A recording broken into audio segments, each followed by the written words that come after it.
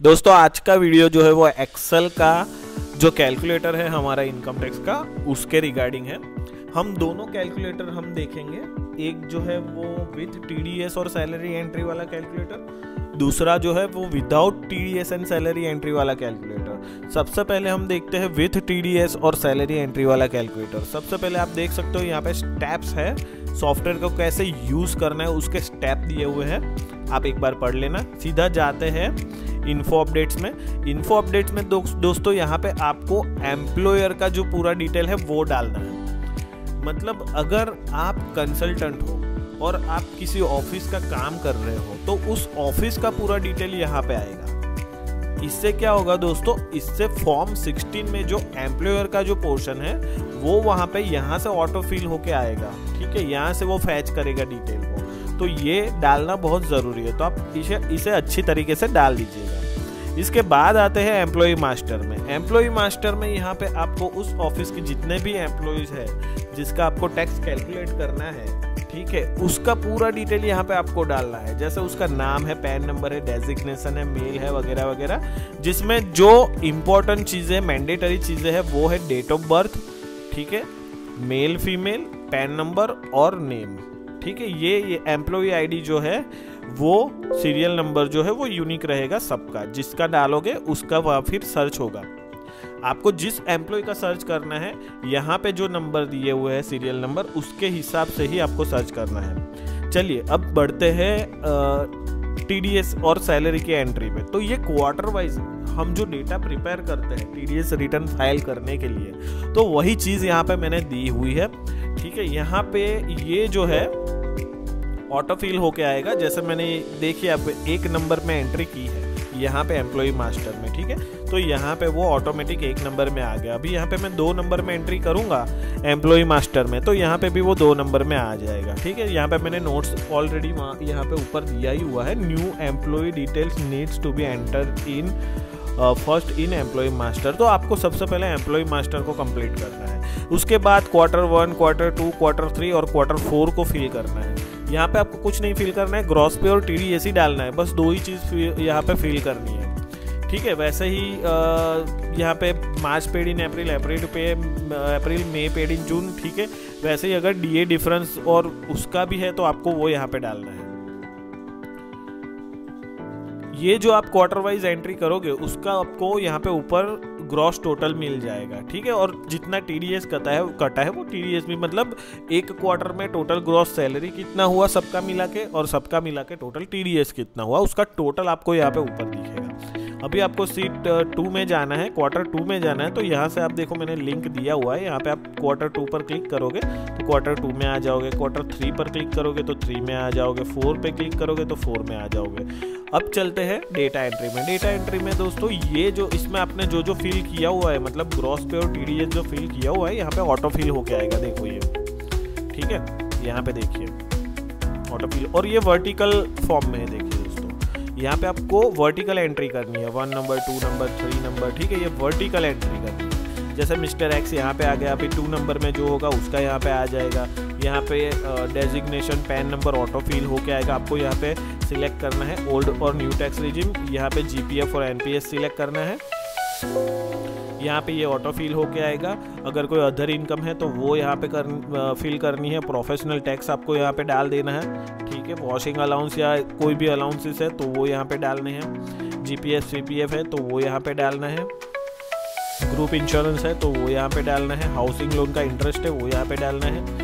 ठीक है, और ये सारे जो है वो एटीसी के डिडक्शंस है वो आपको यहाँ पे डालना है। उसके बाद अदर डिडक्शन है जैसे कि मेडिक्लेम, ठीक है, सेल्फ और स्पाउस और किड्स है तो वो यहाँ पे डालना है। पेरेंट्स का है तो यहाँ पे डालना है। सिलेक्ट करना है जॉइंटली है या सेपरेटली है। ठीक है, एटी का डिटेल यहाँ पे डालना है। एटीजी डोनेशन यहाँ पे डालना है। आपको सिलेक्ट करना है 50% वाला है या 100% वाला है, वो यहाँ से सिलेक्ट करना है। 80 फिजिकली हैंडीकैप हो तो यहाँ पे आपको यस सिलेक्ट करना है। डिसेबिलिटी के परसेंटेज आपको सिलेक्ट करने हैं, 40 to 79% है या 80% अबव डिसेबिलिटी है वो यहाँ पे सिलेक्ट करनी है।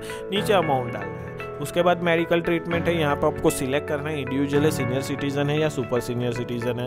बाकी के जो भी डिडक्शन है 80DDB और 80CCD1B वो सब आपको यहाँ पे डालना है। उसके बाद इनकम टैक्स का आएगा। इनकम टैक्स में आपने वहाँ पे आगे यहाँ पे क्वार्टर 1, 2, 3 में फिल किया होगा, वो ऑटोमेटिक यहाँ पे ले लेगा, तो आपको यहाँ पे दोबारा एंट्री नहीं करनी है। फिर रिटायरमेंट के कोई बेनिफिट है तो वो यहाँ पे आपको डालना है। HRA है तो वो यहाँ पे आपको डालना है। HRA आपको जो मिला है, ठीक है, आपको और आप रेंट पे रह रहे हो और आपको HRA का कैलकुलेट करना है, HRA आपको कितना मिलना चाहिए, तो वो आप यहाँ से कैलकुलेट कर सकते हो। जैसे आपको यहाँ पे दोनों में यस कर देना है, और ये जो अमाउंट है वो यहाँ पे आपको डालनी है। वो कहाँ से डालनी है, ये देखो, ये यहाँ पे कोई फॉर्मूला नहीं है, ये 15,000 लिखा है, ये कोई फॉर्मूला नहीं है, मैंने ऐसा ही लिखा है, ये कोई फॉर्मूला नहीं है। सबसे पहले आपको यहाँ पे देखो दिख रहा है click here for HRA calculator, यहाँ पे आपको जाना है। HRA का यहाँ पे कैलकुलेटर है, आपको यहाँ पे ये 2 चीज़ें डालनी है, बेसिक प्लस PA 12 मंथ का। यहाँ पे आपको डालना है एनुअल रेंट, ठीक है, आपने जो रेंट पे किया है वो यहाँ पे डालना है। HRA तो देखो अपने आप ले लिया है HRA 12 मंथ का, क्योंकि वो वहाँ पे आपने एंट्री की। तो यहाँ पे देखिए आपका जो HRA एग्जाम्पशन है वो कितना हो रहा है, तो वो हो रहा है 29,875। तो आपको यहाँ पे 29,875 डालना है, यहाँ पे 29,875 ये आपका HRA हो गया, ठीक है। तो कैलकुलेटर में पहले कैलकुलेट करो, जो अमाउंट यहाँ पे आपको दिख रहा है, ठीक है, जो अमाउंट यहाँ पे आपको दिख रहा है वो अमाउंट आपको वहाँ पे डालना है, ठीक है, समझ में आ गया। तो वापस चलते हैं डेटा एंट्री में।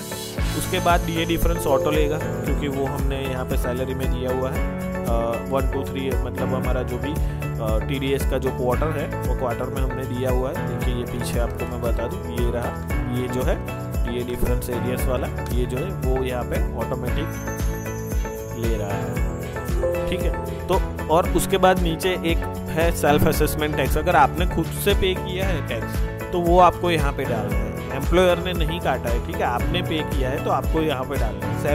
सेल्फ असेसमेंट टैक्स अगर कोई भी पे किया है तो एडवांस टैक्स या सेल्फ असेसमेंट टैक्स जो वो आपको यहाँ पे डालना है।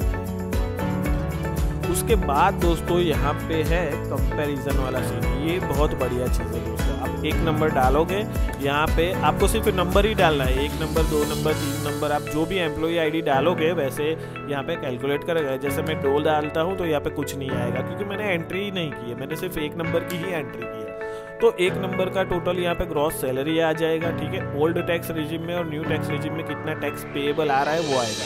यहाँ पे देखिए लिखा हुआ है total tax payable refundable as per old tax regime, मतलब ओल्ड टैक्स रिजिम में 45,000 रिफंड आ रहा है, और यहाँ पे न्यू टैक्स रिजिम में आप देख सकते हो 12,000 रुपये पेएबल आ रहा है। और दोस्तों जो रिफंडेबल अमाउंट होगी वो माइनस में होगी और ग्रीन में होगी, और जो पेएबल अमाउंट होगी वो रेड में होगी, ठीक है। तो ये एक बढ़िया चीज़ है, ये यहाँ से आपको पता चल जाएगा कि आपका टैक्स लायबिलिटी कैसा बन रहा है, मतलब ओल्ड में कैसा है और न्यू में कैसा है। इसके बाद यहाँ पे आप देख सकते हो tax calculation old tax regime, यहाँ पे भी आपको नंबर डालना है। 1 नंबर डालो तो 1 नंबर का होगा, 2 नंबर डालो तो 2 नंबर होगा, 3 नंबर डालो तो 3 नंबर होगा। अगर आपने न्यू टैक्स रिजिम सिलेक्ट किया हुआ है तो यहाँ पे न्यू टैक्स रिजिम आ जाएगा, अगर आपने नहीं किया है तो देखिए ये यहाँ पे ओल्ड टैक्स रिजिम ऑटोमेटिक आ गया। अभी मैं यहाँ पे चेंज करूंगा, 1 करूंगा, देखिए न्यू टैक्स रिजिम ऑटोमेटिक, तो ऊपर ही बताएगा कि आपने न्यू टैक्स रिजिम सिलेक्ट किया है या ओल्ड टैक्स रिजिम सिलेक्ट किया है, ठीक है। ये सब ऑटो फिल होके आ जाएगा, जितने जितने येलो फिल है वो आपको यहाँ पे फिल करने हैं, बाकी सब ऑटो फिल हो जाएगा। उसके बाद न्यू टैक्स रिजिम का कैलकुलेटर जो है वो दूसरी शीट में अलग से दिया हुआ है, आप देख सकते हो, यहाँ पे ऑटो कैलकुलेट हो जाएगा सब कुछ। उसके बाद फॉर्म 16 है, कुछ नहीं करना है, सब ऑटो कैलकुलेट ही है, कुछ करना नहीं है हमें, ठीक है। यहाँ पे भी न्यू टैक्स रिजिम का फॉर्म 16 वो भी प्रिपेयर हो जाएगा, कॉम्पिटिशन ऑफ इनकम प्रिपेयर हो जाएगा, ठीक है, ये देखिए। और ये हमारा HR है। तो ये था हमारा विथ सैलरी और TDS एंट्री वाला कैलकुलेटर। अब विदाउट वाला हम देखते हैं, उसमें तो कुछ सिंपल है दोस्तों, उसमें कुछ नहीं है। विदाउट वाले में मैं आपको बता दूं, ये विदाउट वाला मैंने ओपन कर लिया, कोई ज़्यादा चेंजेस नहीं है, आपको पता चल गया होगा कि विदाउट वाले में क्या होगा। देखिए तो विदाउट वाले में देखिए क्वार्टर नहीं है, 1 2 3 4 यहाँ पे गायब है, ठीक है, वो ये नहीं है। तो डेटा एंट्री में ही आपको सब कुछ डालना है। देखिए सैलरी भी अभी वो जो था वो सेम ही है, लेकिन देखिए सैलरी में आपको यहाँ पे एंट्री करनी पड़ेगी। देखिए ये देखिए, ठीक है, वहाँ पे एंट्री नहीं करनी थी, यहाँ पे करनी पड़ेगी, देखिए। ठीक है, यहाँ पे कोई फॉर्मूला नहीं है। वैसे ही TDS जो भी है उसकी भी एंट्री आपको यहाँ पे करनी पड़ेगी। देखिए ये GPF CPF है, नीचे जाओगे तो TDS आएगा। ये देखिए इनकम टैक्स, आपको खुद से यहाँ पे एंट्री करनी पड़ेगी, यहाँ पे ऑटोमेटिक नहीं लेगा। ठीक है, सब कुछ आपको यहाँ पे डेटा एंट्री वाले में सब कुछ डालना पड़ेगा, कोई भी चीज़ ऑटोमेटिक यहाँ पे नहीं लेगी। ओके, बस इतना ही डिफरेंस था, बाकी सब तो सेम है। आप देख सकते हो कंपैरिजन और वो सब कुछ यहाँ पे टोटल सेम रहेगा, बाकी कोई डिफरेंस नहीं है। देखिए यहाँ पे टैक्स का भी कैलकुलेशन होके आ जाता है। ठीक है, दोनों में पेएबल आ रहा है। ओके, इसमें 4723 आ रहा है, इसमें 47745 आ रहा है।